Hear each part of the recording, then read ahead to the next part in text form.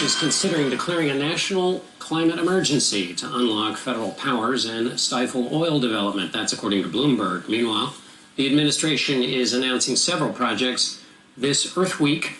The plans include solar energy conservation, clean water, green transportation, and cutting pollution.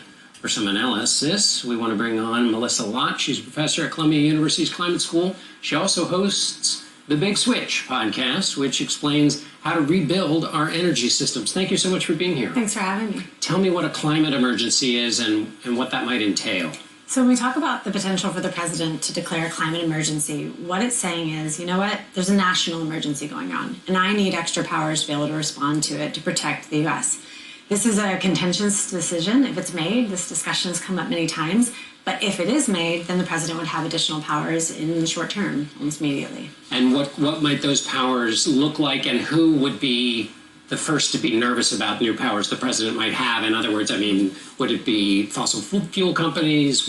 How might that work out? Yeah, so if the president does this, he would have access to a lot of different powers. I know what's being talked about is the ability to control how we're able to sell fossil fuels. Are we able to export it? Are we able to send it to different parts of the world? Now, obviously, the countries, the organizations that depend on those exports, they would be concerned about it, as would companies.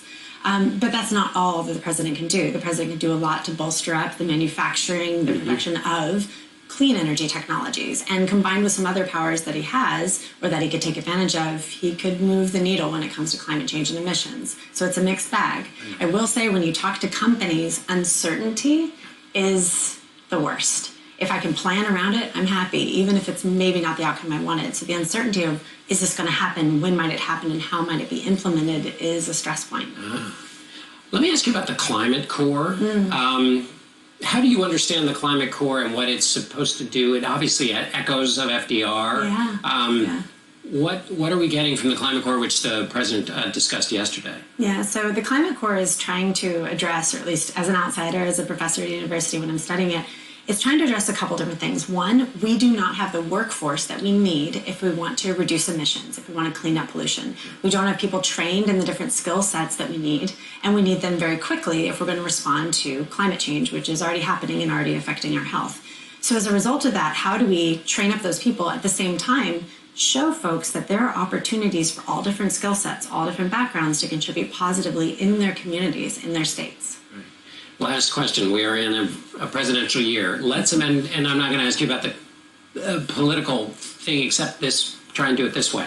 There are going to be voters who care about the climate. Yes. How do those voters evaluate a sitting president and what he has done and what he should have done in the context of a world in which there's a lot of partisanship and where you can't just wave a wand as a president? How should those voters think about how they're going to evaluate, if they care about climate, how they should evaluate the incumbent president? Yeah, so when you look at the president, a president has a certain number of powers. I mean, we can go back to Schoolhouse Rock days, you know, and who's got the division of powers and where. The president has certain ones that he can implement, that he can take advantage of, soft powers and hard powers. So which ones has he done successfully? So you can look at the Inflation Reduction Act. You can look at other policies that have become law and his role there, but also in terms of executive orders, what initiative he's taken. One example of those is Justice 40. So how are we making sure benefits go to communities that have been disadvantaged and been underinvested in the past? How has the president actually addressed that? So it's a combination of things, realizing the president in this country does not have all the powers, only has some of them.